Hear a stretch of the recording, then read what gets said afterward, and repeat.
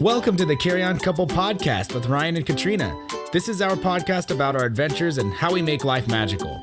We're going to tell you all about how we travel the world on a tight budget and still make it awesome. We can't say that our way will work for everybody, but we want to share our experiences with you so that you might be able to have your own travel adventures. And if you're listening, we want you to know that you and I, we're in a club now, the Carry On Club. Episode 6! The 6th. Herding cats. Part 2. Last week on Carry On Couple Podcast. Well, we left you on the edge of your seats, biting your fingernails, trying to figure out where was Kat going with this story. You're about to find out. Take it away, Kat. So on our one trip, we had everyone arriving at different times. Like, there was the main group that arrived together and some people who couldn't come right away, so they came later. And one of our friends found us fine. It was no big deal. The other one, she got like, oh man, the plane did not treat her well. So she got off and she was completely confused because we were in a language we didn't, or not language, country we didn't speak the language. She didn't know how to read the maps. And she got on the subway, the metro, and got completely lost. Easy to do. Had no idea where she was. Didn't have proper cell service because she had to go like find Wi-Fi zones. Yeah. And that probably would have been okay, except that the rest of us were all out at the robot restaurant. And we were drunk. I am so sorry. But you were drunk. So that was probably great. Drunk. And like she managed to get a hold of one of us, because I think somebody had data on their phone that day. It was just like, I have no idea where I am. I don't know how to get to where you are. And so we had to leave and go find her, all while we were super drunk. Oh, good times. So we had to figure out where she was, and she didn't know how to tell us where she was. So that was a whole thing. But yeah, because she's like, I don't know what any of these signs say. Exactly. And she hadn't had the benefit of being able to like go on the train before, so she didn't know how it worked. Right. Turned out she was like in a completely different district. Oh my god. And we had to go get her. It was so awful, the poor thing. It was also like super late at night. Oh my and gosh. We were actually worried we wouldn't get there before the last train. Because trains do stop running, everyone. So if that's going to be the issue, like not everyone's arriving together, it's making sure you have communication and that there's a foolproof way to get someone from point A to point B. Because we had given her directions that we understood, but it didn't mean anything to her. Right. So when she got there, she's like, I don't know what this means, and got totally lost. And sometimes having like a backup plan in those kind of situations, like if you get lost, like something obvious, like get to here because we can find that and you can find that and this will make our lives easier. Mm-hmm. But having that kind of set up ahead of time, I think kind of solves that issue. It really helps, yeah. And this is where the group chat also comes into effect. Yeah. And everybody got that message when she was like, what am I doing? Yeah. Funny that you bring up a group chat. We may have lost somebody when we were in Florida. Maybe. And we did lose somebody. We may have, her phone may have died. Yep. And the hotel was maybe about 40 minutes away. Yep. so about that. One thing to spin off of that real quick. One of our friends got lost. We were all drunk at Epcot. And she got left in the restroom. Why are we always drunk? And that's what happens. Monique, I apologize. Monique. Sorry. Great, now I have to change the name. Calling her out. It's not Monique. I know. First thing that came to my head. That's weird. It's weird. So her phone dies, and we realize when we're on the tram or the bus back to our hotel that we had left her. And no. we are all trying to call her, text her, contact her in some way. And we come to find out later that her phone died. But so we have 30 minutes left in this trip, and we're all panicking. And so we get to the hotel and we say, okay, so what are we going to do? So two of us decided to go back to the park, a 40-minute ride. And then the rest of them were going to wait there at the hotel to see maybe she came back on a different bus or something.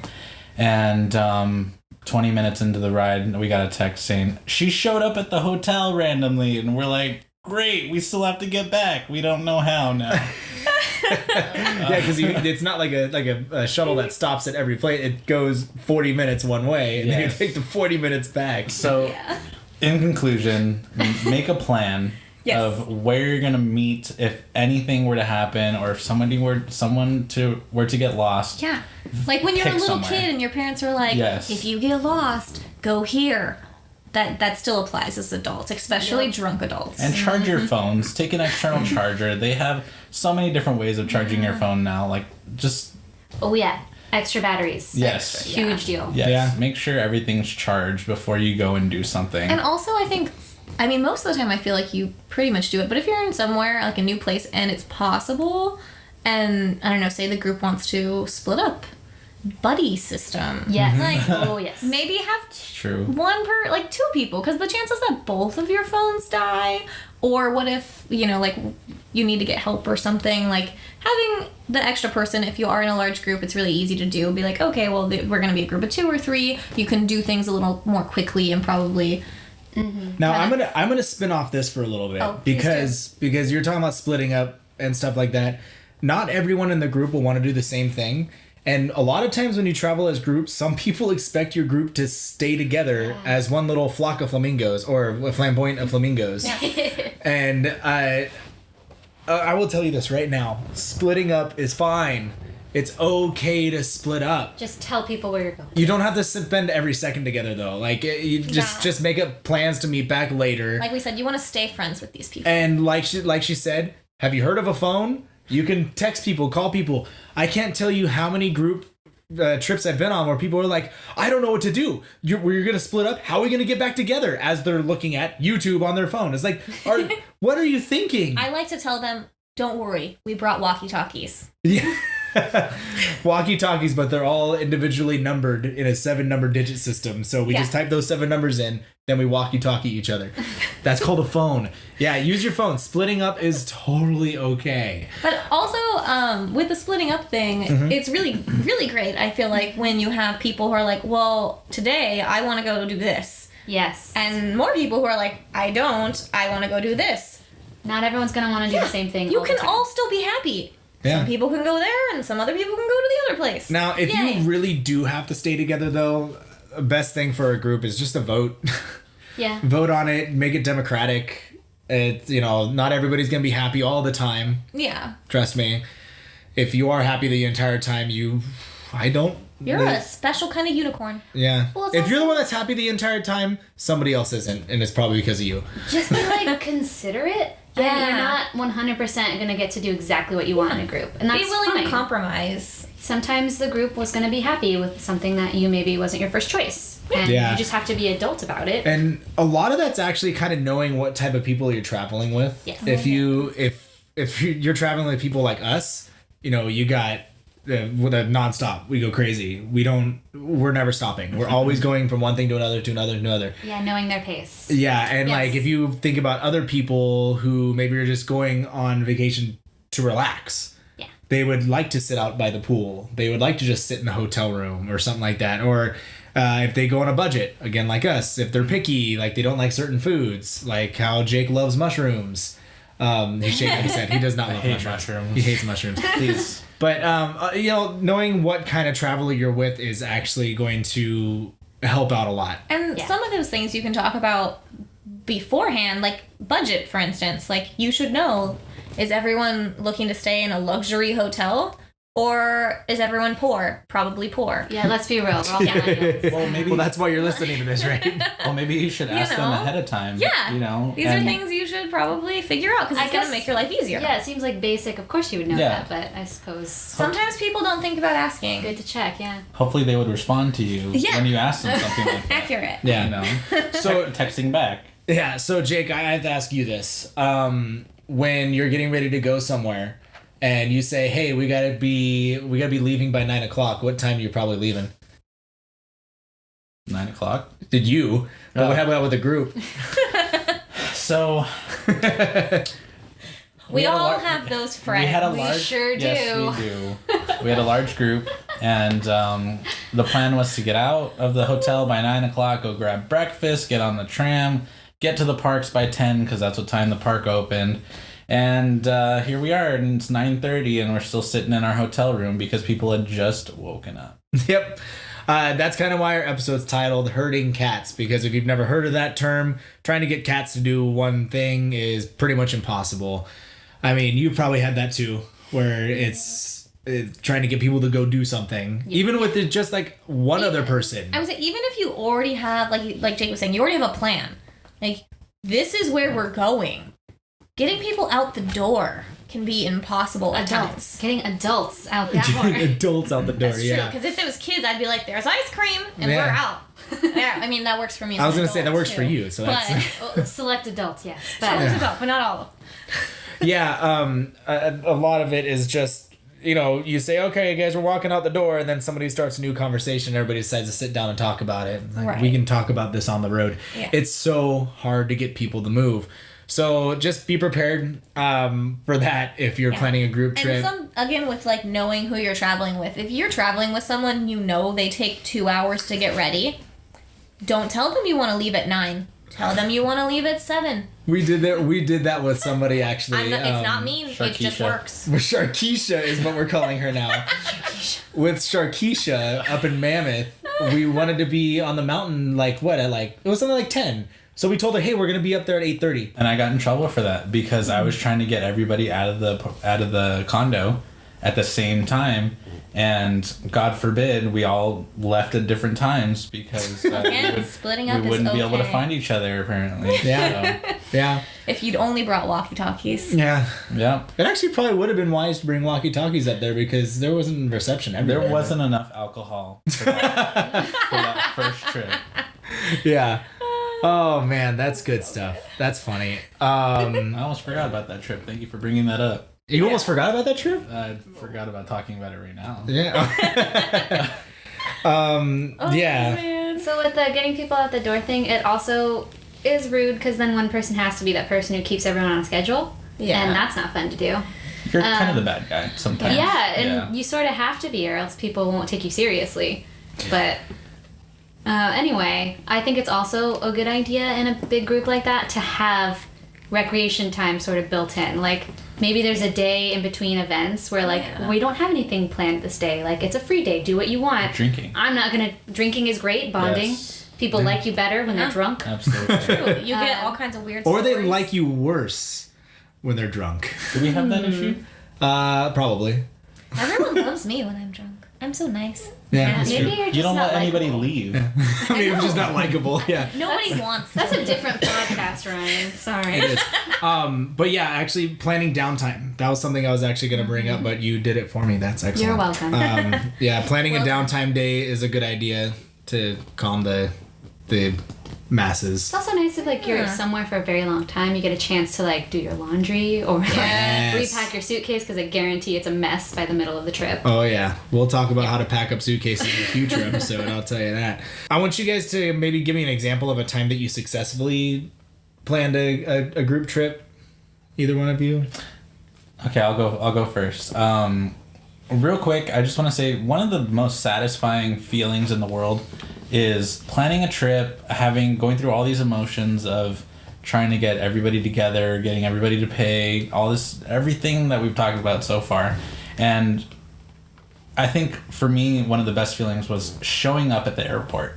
Yeah. And having everybody there finally together. It all came together at the end. Everybody It's showed just up at the right weight time. off of your shoulders. Absolutely. Like, you get to breathe. Finally, you're like, okay. Right. And then you're all just waiting there in the airport together, or you all get in the cars together and you're off to drive to wherever you're going. Once you get to that point, it just seems like all the problems that you had before just kind of go out the window. And that was probably it's the best part about planning a big group trip. I think it's satisfying in every possible way. Yeah. It's exhilarating. So is that just in general for your group trips that you planned, or do you have like a specific one that you can kind of think of that you did that was like, wow, that was really good? Probably Disney World. I mean, I think again That was a once- huge trip. How Yeah, many it people was. did we have? 14, but you guys came after the fact. We had And to we left split. early came like too. 2 days in, I Because think. splitting up is okay. Yeah, Yes. we came after and we left early. Yeah, Ryan and Katrina are crazy enough to where, we were there for a week. 12 of us were there for a week straight, and they decided to come for 3 days. think 4. 4 days. Was it 4? They got their own hotel room. They showed up and met us at one of the parks. I don't even know. And we ended up getting our room like right next to theirs too. Yeah. So Worked out well. So what made that successful though? Like, what did you do differently maybe than other ones that was successful? I know we're thinking back a couple years now. A little bit, yeah. I mean, again, the whole money thing of planning it, getting people to pay in increments and. Yeah, I had never thought about doing that. Yeah, and when and we works. went on that trip with you, I was like, this is the best idea ever. Yeah. It's amazing. And then getting everybody on the same flight to Florida, that was pretty good. Because, again, everybody got there at the same time, so nobody could really get, like, lost. Yeah. Because then we had to get to Florida and we had to get on the Magical Express. And for people to get there, if they don't know exactly where they're going, you could be on the A side of the airport and there's a B side of the airport. It's a big old mess. So airports get tricky. Yes, and then so having everybody together, keeping the cats together, it was really successful in that way where we kept everyone together and we moved together as like a group and then got to the hotel and then it was done after that. And then everybody it was a free for all. Everybody could do whatever they wanted to do. We chose to stay together most of the time. But Is there anything you would have done differently with that trip as far as planning? Don't do it. Don't do it. No, it's just it's a lot of work. It's a lot of work and you have to be okay with the fact that you're going to be paying money for a lot of people up front and there are going to be people that do ignore you and there's going to be a lot of frustrations behind it. But again, as long as you're okay with the end result, then you can kind of get over all the beginning parts of it. Cool. Kat, you got anything on that one? For best part? Yeah, if a trip that you successfully planned. Yeah, I mean, honestly, as much as I'm going on about them, I think they've all been successful because they were all incredibly fun. Yeah. Because once you get past like all the planning and all that, and you're there in a different country or at like Walt Disney World, somewhere fun, you're just there with your friends and you get to experience that together. Mm-hmm. And it's sort of nice to do things alone sometimes. I understand that's like finding yourself, but with friends, you have that forever, like that memory with them. Yeah, it really makes a deeper connection with people. Yeah, and you get to be, it's you against the world kind of mentality because everything that's new to you is new to them as well. Well, if you're going to a new place anyway. Right. But it's so much fun. And then you get to make stupid jokes about stuff and take pictures and marvel at how cool places are. Yeah. Which is ultimately why I keep doing group trips, because it's just so much fun. Yeah. And because you're good at planning them, probably. Right. Well, you learn after the first couple, you learn what works and what doesn't. Yeah. But I will say again, having that second person to plan with is like a godsend. Yeah. So make a friend, everybody. Make a friend who is can- also good at planning. Yeah. Make a friend that'll be there for you. So, Not Brian. kind of the thanks. Kind of the opposite spectrum of that. Have you guys ever either been or ever tried to plan a group trip or were invited on a group trip and it failed? It just never happened. I mean, all the time. People... And that's another weird thing, is finding out who's actually serious about traveling. Yes. Because everyone wants to travel until you actually, like, start doing it. Till it comes to the money part. Yeah. Like, money is usually where they get hung up, or, like, getting time off work. It's a lot of people think they can't travel for whatever reason. Yeah. And it's not so... I mean, I can't speak for every situation, but for most people, it's about prioritizing it. Because they're like... That is my motto. Yeah. You have to decide, like, this is important to me and I'm going to make it a priority. Because it costs money. It does. And it takes time and you have to do a lot of planning for it to work. But anyway, so, I mean, like, a lot of people start, like, we should do this. And then you're like, yeah, that sounds great. Let's do it. And then you start planning it. And then it gets to the part where you're like, okay, so when are we doing this? And then the excuses start rolling in. That is my absolute... All right, well... my absolute biggest pet peeve. Like a while ago when Cursed Child came out in London. The Harry Potter show. Yes, Harry Potter, obviously. Tickets were going on sale and I posted on Facebook, I'm like, I'm booking tickets to London. This is happening.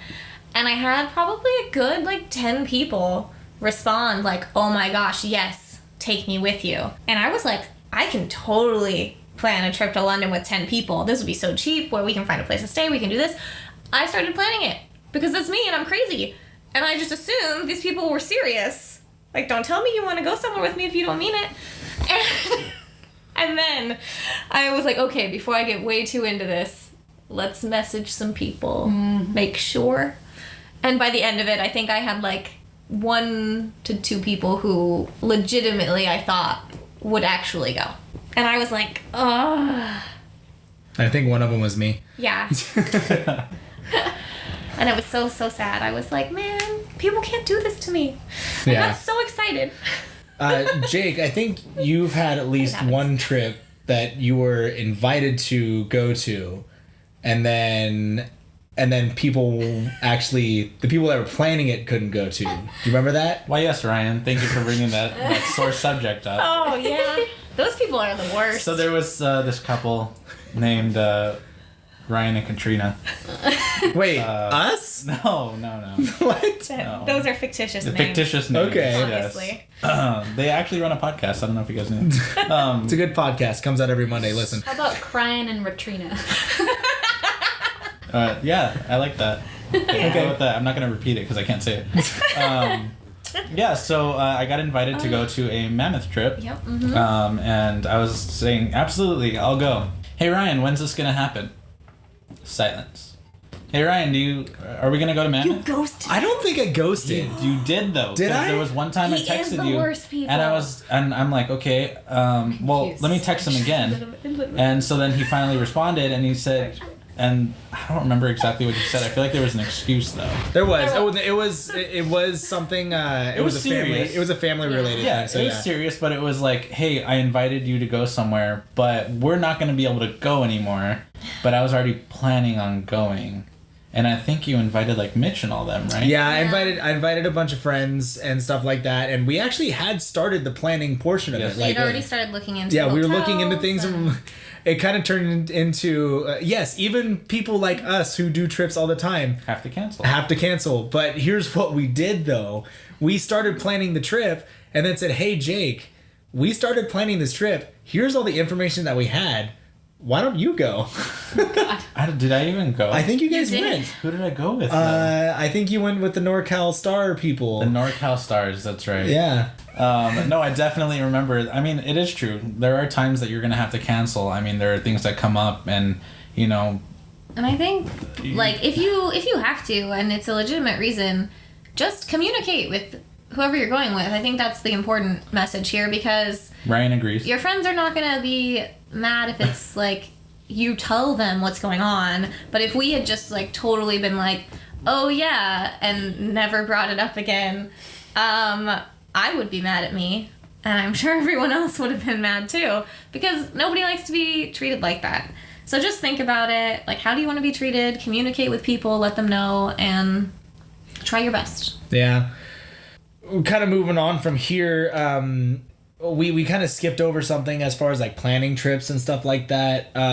When you think about going to maybe like if you do like an Airbnb with 10 people, that place is not going to be clean because you just multiplied your mess by 10 or 12 or however many people. And not saying that we do this because we would never, ever, ever tell people that we had 4 people staying and actually have 12. Nobody does that. It's not the cheaper option. So when you have like stuff like that where you're gonna have a lot of people there or something like that, you need to actually assign people maybe to go on snack runs if you have a car. Maybe assign like a rotating chores list if you're staying for a couple days. Like somebody who's gonna be the quote unquote map, like know where you're going for everything. And these are just ways to help take some of the stress out of it, because if you're looking around because you have 10 people in a place and it's messy and you're like, well, I'm one of 10 people, I'm not going to clean this place, then you're stressed out because it's messy and mad because you don't want to clean it.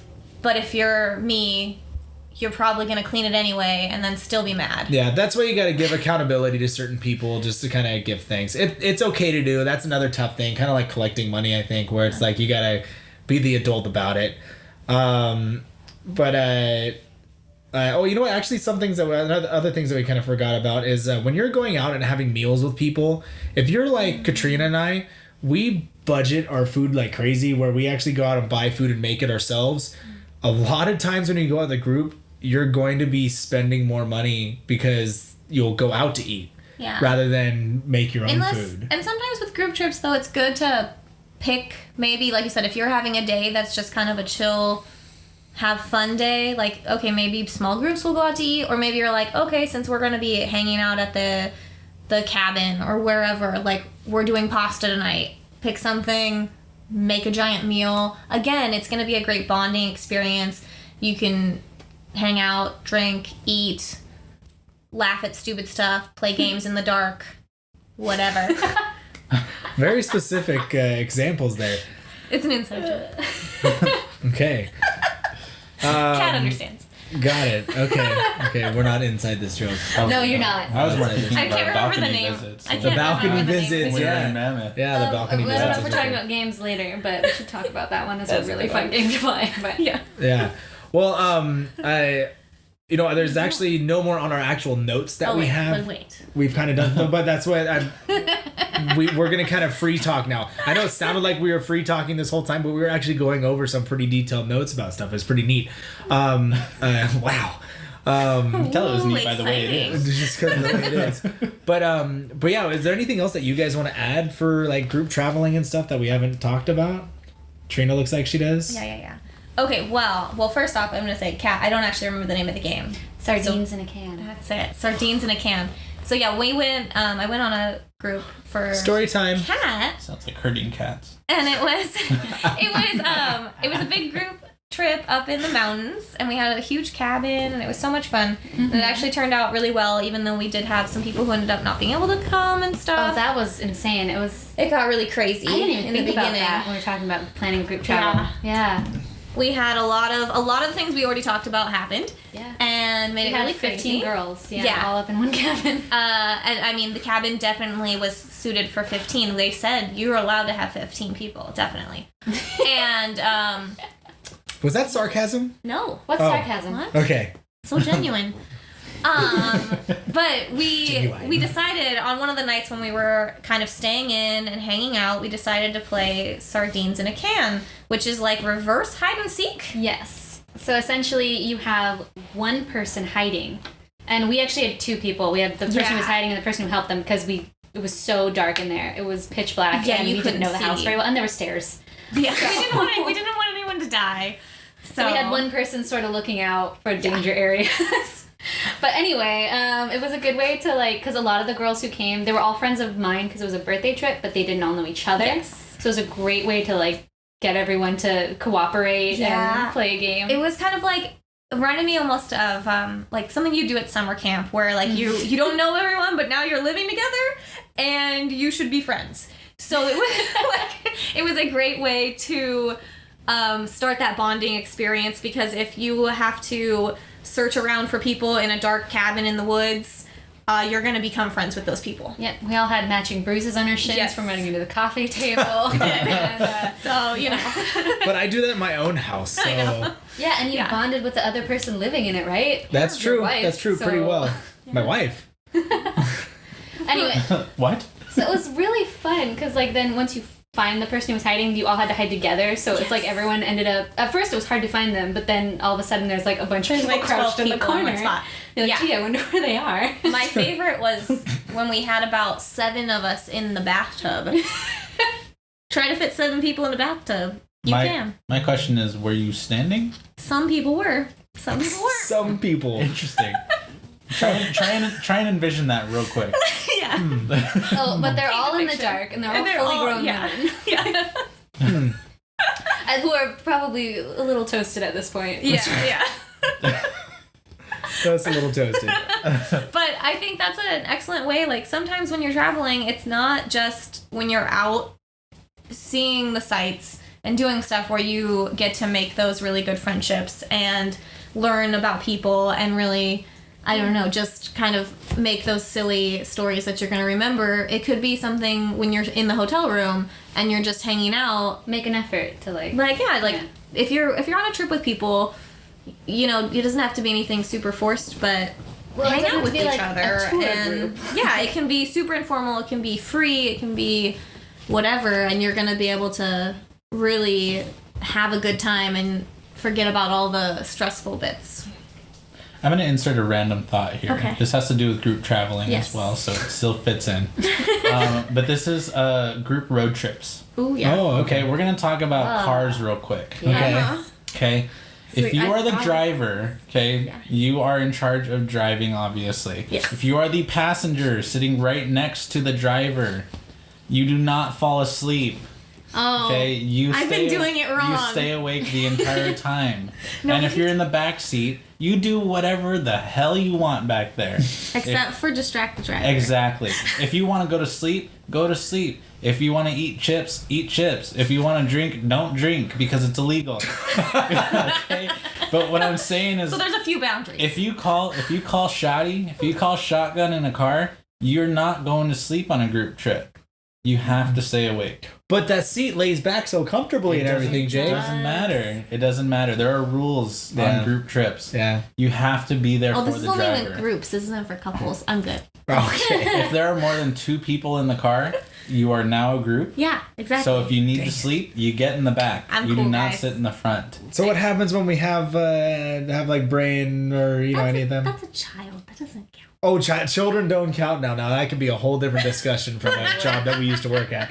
Because one of our trips that we took one time or another, we had a group, a car filled with 5 people, and one of our friends called shotgun and slept the entire 5-hour drive. That was the mammoth trip, huh? Yes. I'm looking at you, Oh, Brian. man. 5 hours. Brian. And didn't wake up. We stopped for breakfast, still didn't wake up. What? God. Stayed in I the always car. wake up That's for food. right. Yes, stayed That's in the car right. and Always. slept. I remember that.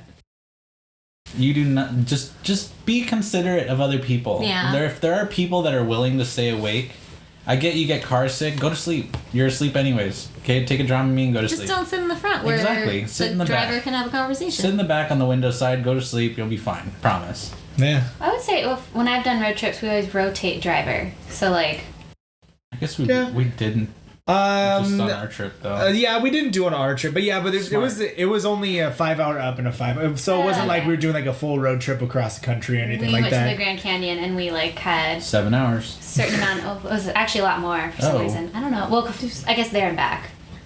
Anyway, we split up the time, and it was a lot less stressful for the driver because it's hard to sit there for 7 hours and drive.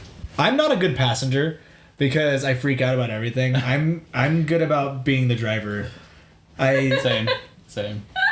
Okay, so also though, I don't think of myself as a bad passenger, but if you've ever been in a car with someone who's a nervous driver, Oh, yeah. that's pretty difficult. Yes, white knuckling it, like kind of sometimes drifting, and you're just 10 like, and 2. oh my gosh. So this one friend on our trip to the Grand Canyon, she is a nervous driver, which is fine, but she insisted on taking her time to drive, and we're like, okay, that sounds great. 60 miles an hour.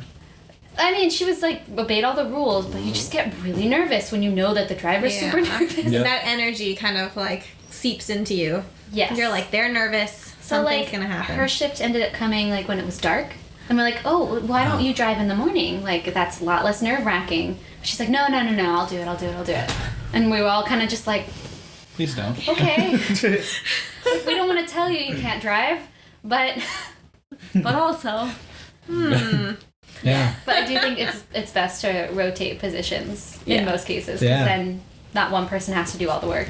Yeah. I'd never thought about that. Yeah, this is a good little preview Yeah. for a we're gonna be doing a road trip episode with my mom at some point. But I like this because we don't really talk about. Well, I don't think we were planning on talking about group road tripping. Yeah. But yeah, because we did a caravan when we went up to Mammoth. Yes, we did. Yeah. 3 cars? 3 cars, yeah, 3 cars, all yeah. packed, filled with snow stuff, and Yeah. I don't think any of us had a snowboard rack, so everything was in cars. Yep. That was fun. That was a good time. Same 3 drivers the whole there and back. Yeah, I wanted to do that though. I like being the driver. Yeah. Yeah, and sometimes you have the friend who prefers Yeah, to drive, I which do. is I'm its that own person case. too. Yeah. Yeah, we wanted to drive together, but we couldn't figure out who was going Right. to drive, so we both took a car.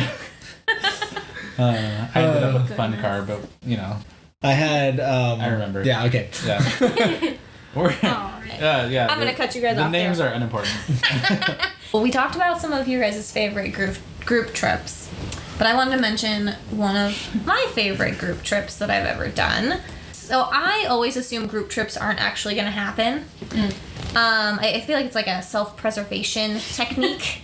Like, I assume it's not going to happen, and if it does, whatever. I'm like, You have so low excited. Yeah, I have super low expectations. Like, if you tell me, yes, I want to go, I just assume you're lying to me. Until you paid friends. for the ticket. Like, yeah. And even then, now I've learned that doesn't always mean you're coming. When it came time to do my bachelorette party, and I knew I wanted to go somewhere and take a big trip, I was like, all right, but nobody's going to really come. So, and I was like so sure it wasn't going to happen. And then I ended up being able to get everyone a really, really sweet deal on a flight. And I ended up having 8 of my friends come. And I honestly didn't believe it was happening until I was at the airport. Like you were saying, we were all sitting in the airport, and all of a sudden I got really excited. And I was like so happy. And I was like, oh my God, guys, we're really going. And I freaked out. And they were like, what do you mean? And I was like, I did not think this was actually going to happen, which is like horrible. But the point of no return. I was like, yes, we're getting on the plane right now. But it felt so good, and right? It felt so good, and I was so excited. And the whole time we were there, I couldn't have cared less, really, about what we did, because I was just so excited to be there with them. So it was just fun. I like really would have been like, okay, if anyone suggested things that I normally would have been like, nope. I was like, yep, okay, sure, you want to do, let's do that. Why not? But yeah, so that was like the most fun trip ever, and I feel like went to New Orleans, which is just an awesome place for a group trip in general. I want to go back really bad. P.S. guys, we're going to New Orleans probably in October, so Yeah. come with Hey, me. I'll go. Yeah, are you serious? No. What a butthead. That The sounds worst. like a lot of fun. Although I'm going to the UK and Oh, that's July. right. That's Yeah. right. I mean, that's Maybe like we'll bump months into apart. you. Who knows? Probably not. That's months apart, Jake. But you know, actually, you guys talked about your favorites. One of my favorites was actually when we went to Florida for Disney World and stuff. I mean, yeah, there was a lot of things that happened with that, but because we only knew we knew we were only going to be there for 4 days. There was a lot of times where I think you guys didn't even notice that we split up from you guys to do like 6 other things while you guys were trying to figure out what to do. True, we did that. And then we would come back. Like, for example, you guys were waiting for everybody to join in for Space Mountain. The restroom, maybe, too? No, well, just for Space Mountain. Oh. You were trying to get in line for Space You were trying to get in line for Space Mountain, but you were standing outside of Space Mountain. Not so in line. what we did while you were waiting for everybody to come in, we went on the People Mover. Yep. I'll tell you, that's like something like a 10-15 minute ride or something like that. It's a long, and we got off the ride, and then that was when the last people showed up. We're like, all right, let's get in line. Oh, and before that, we got water from a restaurant. Oh, yeah. And I think we did something else. And we just kept checking and like, nope, they haven't moved yet. Want to do this? Yep. We did like 4 or 5 different things. And so like, I think that's why I had a lot of fun, is because we split up from you guys so much, but still were with you guys also. I think also for that trip in particular, we tried not to like step on any toes, but at that point, everyone was having a really hard time agreeing on things like, oh, which fast passes should we get? Or whatever. So I think you, Jake, Ryan, and I basically were like, everyone, book this one now. Yep. And we just made it an executive decision. We were in line And we did it. for a ride. Yeah. And Expedition Everest, Yes, and we were booking fast passes while we were in line. Yep. And we were taking people's phones to get their passes. Yeah. Oh. Yeah, I think that's why that trip was so fun for me, though, because it ended up working out really well. And we still ended up having a lot of fun at Epcot, even though we lost our friend Monique. And I remembered the name. Yeah. I was like, who's Monique?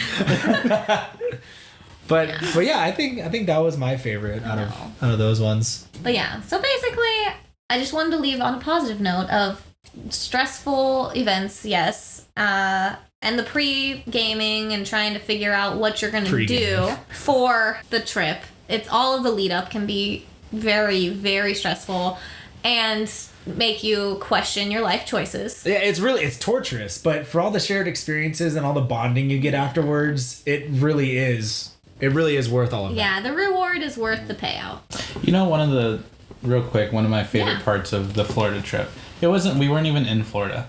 We were in LAX still, and we were at the airport, and we were delayed for 2 hours. Our flight got delayed. Yep. But we were all there, And some of us were hungry, so some of us went and got food.